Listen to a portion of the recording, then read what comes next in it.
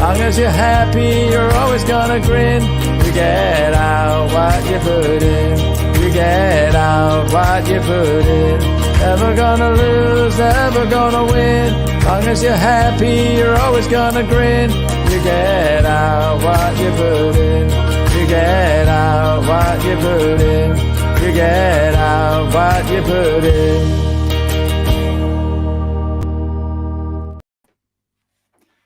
We are live, and I've got the lovely Oumesh with me today. Hello, Oumesh. How are you? I'm fine, thank you, Ashley. How are you? Absolutely fantastic. I don't know what the weather's like up with you, but down here in Devon, the sun is shining. It's glorious, absolutely glorious. Oh, it's beautiful in London as well. It's lovely, Good. lovely weather, nice and sunny. The kind of temperature I like. Excellent, excellent. So, tell us a little bit about yourself, Oumesh. Well, I'm a qualified accountant, CMA qualified. I've also done a bit of AAT, ATT, did a bit of ACA, did a bit of CTA. So I've kind of tried a bit. I did a master's in finance, and but my bread and butter is accountancy. I trained as an accountant. I worked in audit for a little bit, and then I just started my own practice about 15 years ago. So now I'm an accountant, and then I stupidly started investing in my own software, which I created about 7 years ago. So that's me.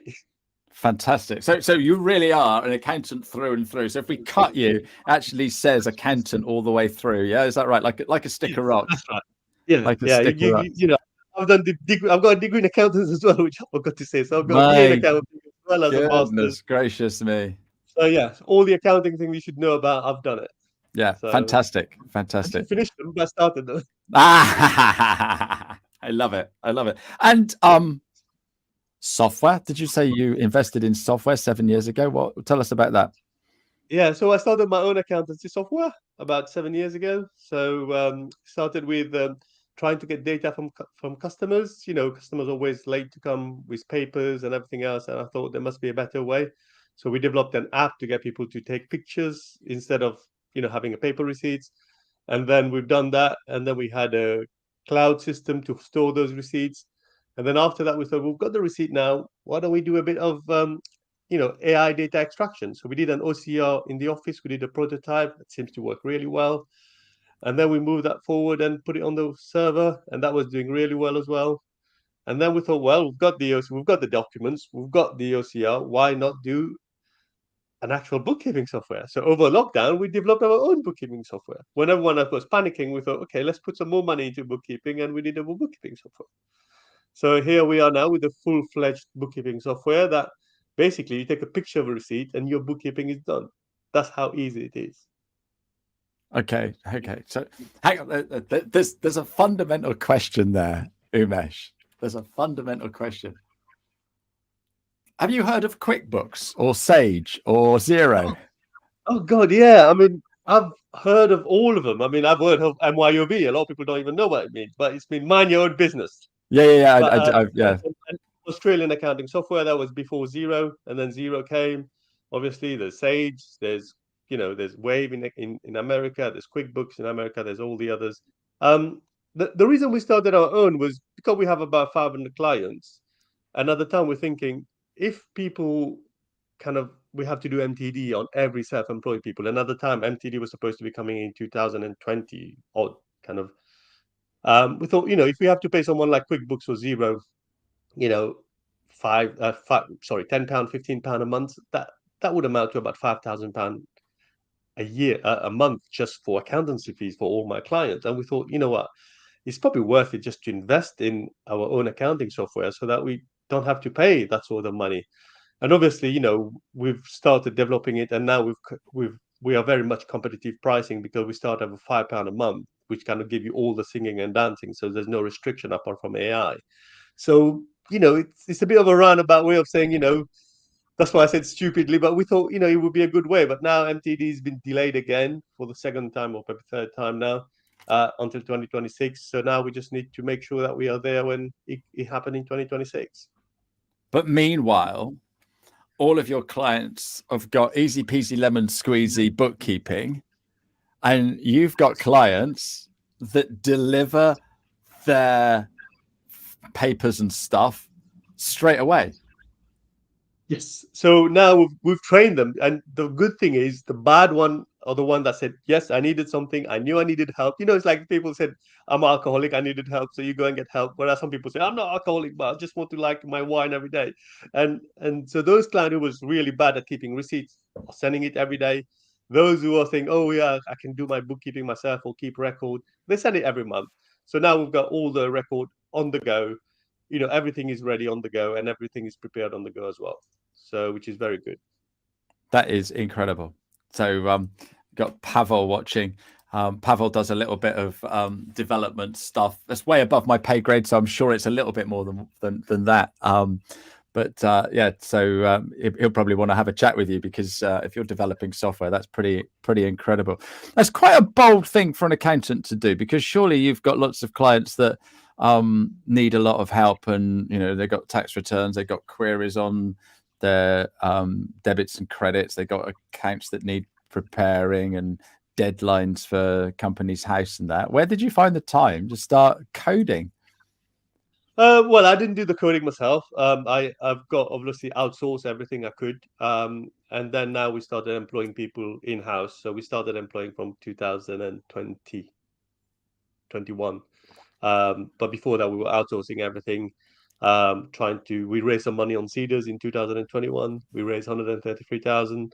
So that was enable us to kind of employ people, which we did. And that's where we developed kind of streamline the software, making it better.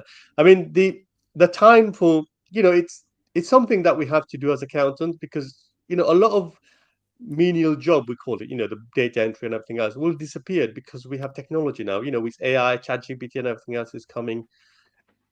People would not have the time to do menial job. And I found that once we started doing that, we had more time to actually talk to client about their taxes and about what it become more tax planning, instead of becoming more like, what you did last year. The guy was like, "Yeah, I don't remember what I did last year. Do you remember what I did?" And that's where the problem is, because now you can actually talk, "Oh, you did that last month. Oh yeah, I can remember I did that last month." And it's much more current, rather than, because people do tax return 9 months after the deadline. Yeah. So you get you get people turn up in January with a bag of receipts, say, "Oh yeah, I want to do my tax return." Okay, you have question for them. They don't have a clue, because they don't even. I mean, you don't remember what happened last year. Why would they remember? I don't So remember what happened last week. exactly. So and that's where I think it's kind of help. Technology is going to help us to make us provide a better service, and I think embracing that should not be an issue. We shouldn't be like running away from it. We should be like, this is the way forward, rather than putting a cross and goes, this is the evil AI is going to take over the world, it's going to kill us and everything else. I think it's a bit of a, he's got the side of it, but I think it's until we have the proper hardware, AI itself will not cause any damage. No, So this is the thing, isn't it? It's a new bit of technology. Yep. Okay. When we had the Industrial Revolution, we had machines coming in, and in all the big factories, they used to do everything manually, and then they had machines coming in. Oh, it's going to take all our jobs. Well, all of those jobs went to the places that are manufacturing the machines, and then computers come in, and there was I've had lovely conversations with accountants that can remember getting their first computer, and at the time, a computer for the office was the price of a small car. So I've equated that back. That small car today would be between 16 and 20,000 pounds. That's a lot of money to spend on a computer when you can go to Curry's and pick one up for 500 quid. And so and there's, oh no, we don't want computers because that's gonna say cost us our jobs, and all those accountants that were dabbling in computers back then are now running software companies. They've it's quite incredible, and so yeah, exactly. We need to embrace this stuff to make it to make it work for us. Which is what you're doing. Pavel's just come in here and said he knows somebody in the Czech Republic who also runs his own software in his practice. And I think if you've got the foresight and the courage, then what you're saying about the actual cost makes an awful lot of sense. And the other thing is, what you've done is you've made it simple for your clients, and therefore, I'm guessing you've got 100% of your clients on cloud software. Yes, yeah, all our clients on cloud software. One way or the other, they're all using cloud. It's not that we restrict them to our software only. They use QuickBooks, they use Zero, whatever convenient to them. It's all about convenience for them, not for us. But if someone doesn't have anything, we'll give them IT and they use that, and that's how they move forward.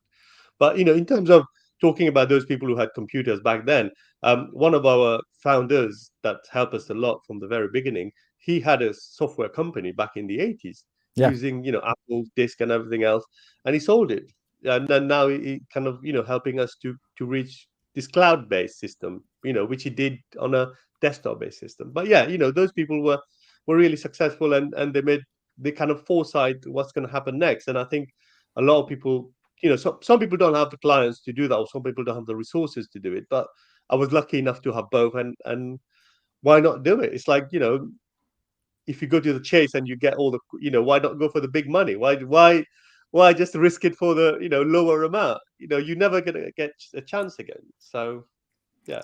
And so if I've got my own practice, I can now buy Mighty. Yes. So if you've got your own practice, you could you have an accountant version of it. So you could put your client on it. You could subscribe to it as an accountant, and then you give it to your client. Your client doesn't need to know. You can put it out part of your cost, or you could also just get the client to subscribe. And again, you could manage everything. You will see all the invoices coming through every day. You train them to send it, and all that is automated, and the mapping is happening as well as long as the client is set up properly with the description of the business and everything else, all the mapping is done straight away. So from the client just taking a picture, all the income will go there. All the expenses will go there. Your bank feed will come through. You just match one against the other. Your job done. It's just easy peasy. Just make it, especially for your sole trader client, the one that's very hard to get receipts for, the one that doesn't, especially the builders. I'm sorry, probably builders are having a go at them, but you could see dashboard of their cars full of I was receipts just going to because they say, don't know yeah, anything. they're full of receipts and McDonald's cups. Exactly, and then parking tickets and etc. So Oh it's yes, I just all forgot that those. picture, So it's just easier for them to manage, and also it helped them as well. Instead of them having to worry about giving you the information, they could get more clients, and it helped the accountant because they could have more clients because they don't have to do a lot of the work themselves. So our focus is basically for the micro and small businesses. So I think that market, even though you said there was QuickBooks Sage and Zero and everything else, they don't cater for the micro business, and there is about 95% of all businesses in the UK are micro. There's a very few percentage that are kind of big and everything else, but if you look about 5 million businesses roughly in the UK, that's more than that, but as an average, you probably think that 95% of them will be micro and 5% will be the big one. So so there's this kind of rule about the micro has been left behind because they just we just don't care about them because they're too easy, they're too little, they don't make enough money for you, etc. But I started working in a practice in 2002, and the my boss then, all he was doing, just doing tax return for micro businesses, like self-employed people, and he was making £500,000 of turnover a year just Wow. for just self-employed people. Nothing, no limited company, no nothing, just tax return, simple tax return. So there is the market for it. There is the element of making profit and you having a lifestyle, but you just have to use the right software nowadays instead of 20 years ago having to add everything up by hand. And So and this is the thing. Software is the tool that we use. You've just mentioned builders. All right. I do not know of any builders that wouldn't turn up to dig some holes and fill it with concrete without turning up with a digger and a concrete mixer. Yeah. They're not going to turn up with a couple of spades, a pickaxe, and a shovel, and then mix it all by hand and dig all the holes by hand. So you've got to utilize the tools, and if the tools aren't there, build them yourself. exactly. And also if you think you can do it better than what other people are doing it, then definitely, I think that the major problem is, like you said, if you're going to go into a business, you have to not go to the customer and say, "Oh, can I borrow your tools?" But in a way, we are doing it with software because you can always tell them to use their own phone to send you the documents, right? how clever is that? You would go there and said, look, can I borrow your pick sack and can I borrow your thing, and I'm going to mix the concrete for you and do that. But that's what we're going to do with software, right? We give them the software, we tell them to take the picture. They are taking the picture. You're not doing anything. So But it's so the other thing is right.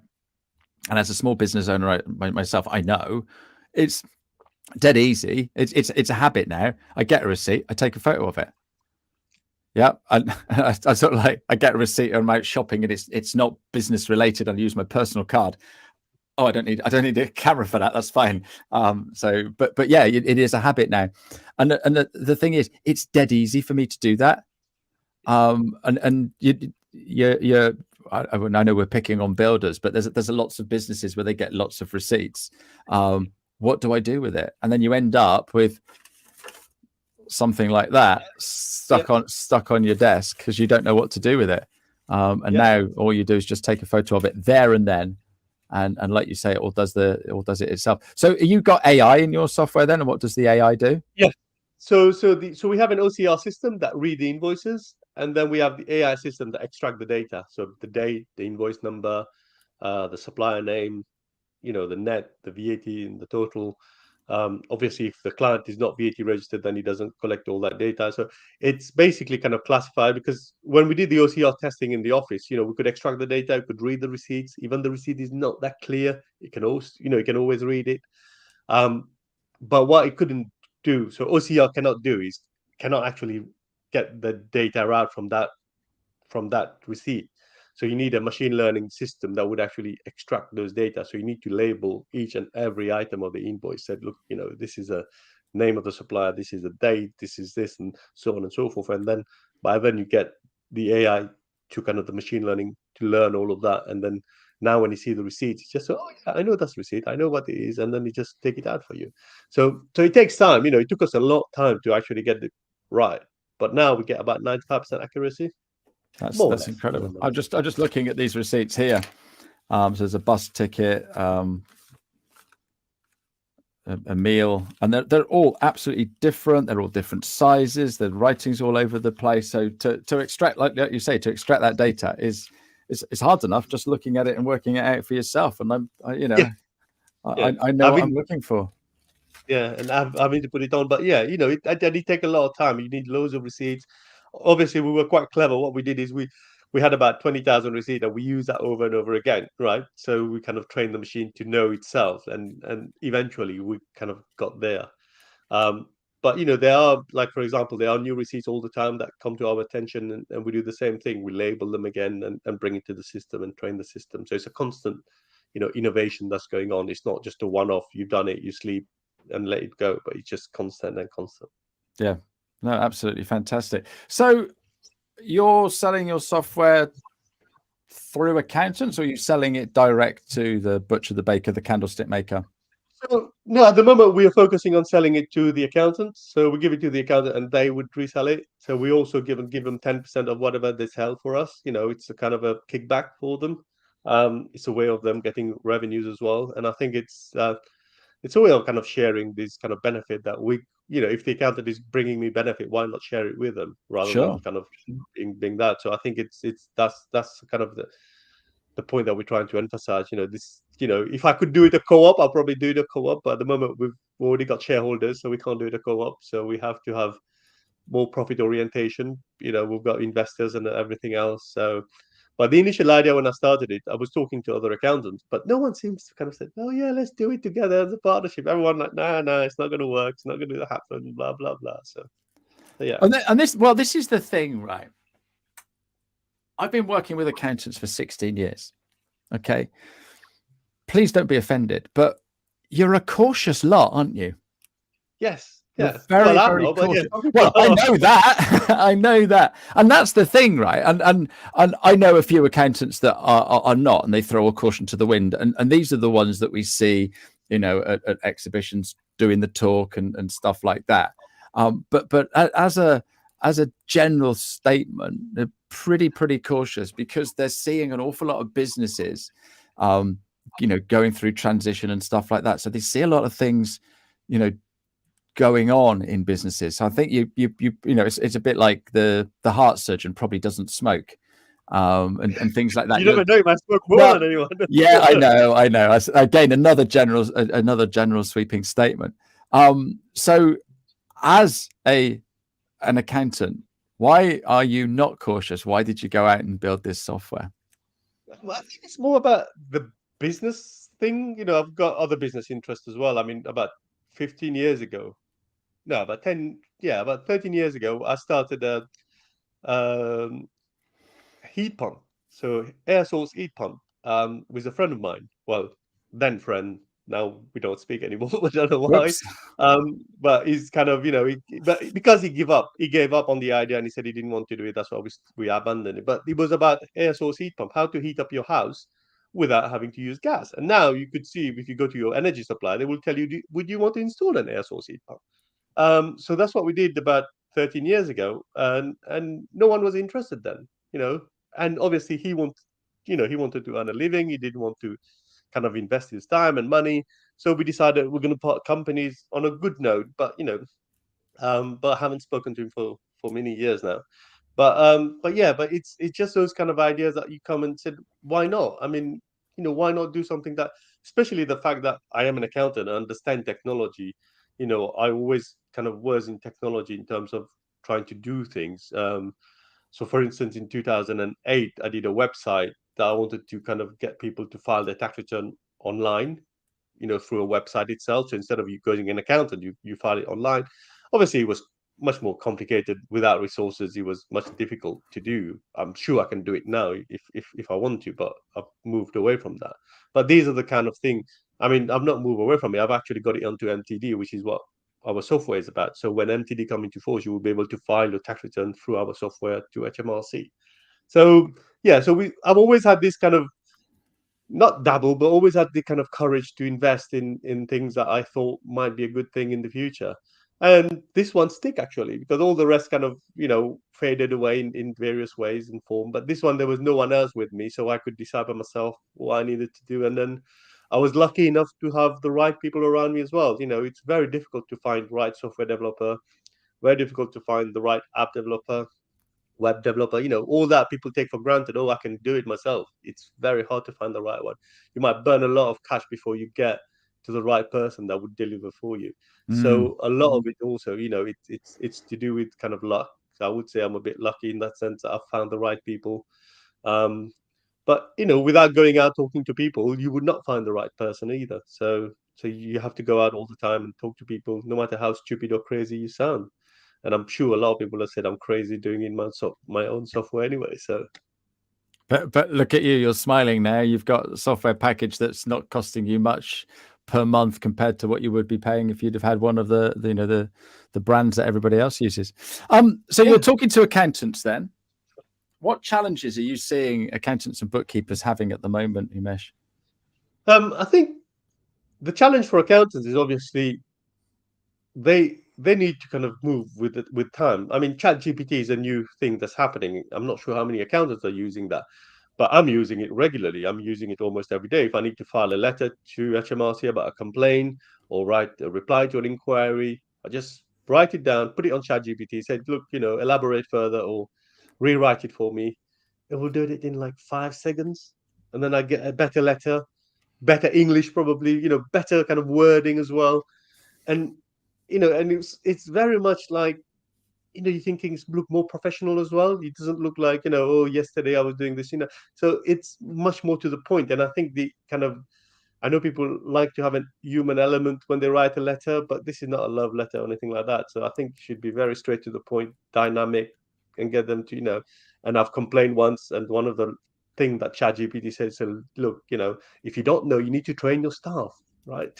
And I thought that's a good thing. We don't say that to anyone because we're scared to upset people. But Yeah, yeah, if the staff doesn't know, you need to train them. And yeah. this is a very good, so these are the kind of thing that, accountant needs to kind of get the grasp of and embrace, like AI technology, receipt scanning technology, chat GPT, kind of, I had a client said, look, I want to do a business plan.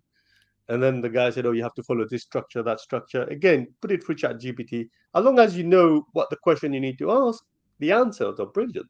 And, the information you come up, the information you come up with it's absolutely amazing. The data, and if you want to give me an indication about the costing or whatever, it will come up with some data. You don't have to use it, but you give you an indication. It's like you sitting on your Word document, typing "Dear Sir," and then you're thinking, what else do I need to write, right? Because how would I start that letter, right? Whereas, say with ChatGPT, just said, write me a letter because I want to complain about, Ashley, because this video was terrible, blah, blah, blah. And then he would just write it. He would just write, and then now you have from nothing, you have a profile you can actually just write from and say, oh, you know what, I can actually do this, do that, change this, change that. And again, it's not, again, it's a tool, right? It's not like your skill is not gone. You still have your skill to, it's like a tiler or a carpenter, you still have the skills, but you got a better tool now to work with. You could do a nice hole in the woods, or you could do a nice tiling job. You could cut the tile nicely. You're not wasting any more tiles, etc. It's the same with ChatGPT and AI. You're not going to lose a lot of your time. You're not going to spend an hours and hours trying to write a letter. You just put it through. You get the letter within a minute. You can send the letter. It just saves you so much time.